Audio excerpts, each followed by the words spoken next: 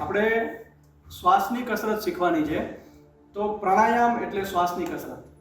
પ્રાણાયામ એટલે એવું નથી કે આપણે કપાલભાતિ કરીએ, અનુલોમ વિલોમ કરીએ તો જ શ્વાસની કસરત કહેવાય. શ્વાસની કસરત 24 કલાક થાય એવી આજે એક રીત તમને બતાવું છું કે આપણે 24 કલાક કેવી રીતે શ્વાસની કસરત કરી શકીએ. આપણે શરીરની જે પણ એક્સરસાઇઝ કરીએ, જે પણ શારીરિક મુવમેન્ટ કરીએ, એ દરેક સાથે શ્વાસને જોડી દેવાનું. તો ઓટોમેટિકલી તમારી શ્વાસની ઉત્તમ કસરત થઈ જશે.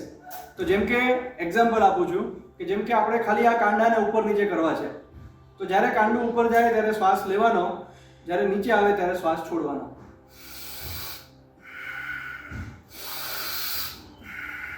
આ એક કસરત થઈ. આવી બીજી કોઈ પણ કસરત લઈ લો, જેમ કે આપણે કોણીમાંથી હાથને આવી રીતે વાળવા છે અને સીધા કરવા છે, તો આમાં પણ શ્વાસને જોડી દેવાના આવી રીતે.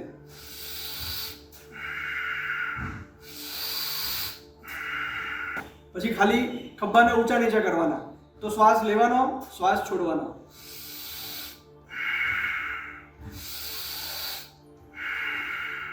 પછી આગળ જતા ગરદનને ઉપર લઈ જવાની, નેક અપ નેક ડાઉન, એની સાથે પણ શ્વાસને જોડી દેવાનું. શ્વાસ લેવાનો,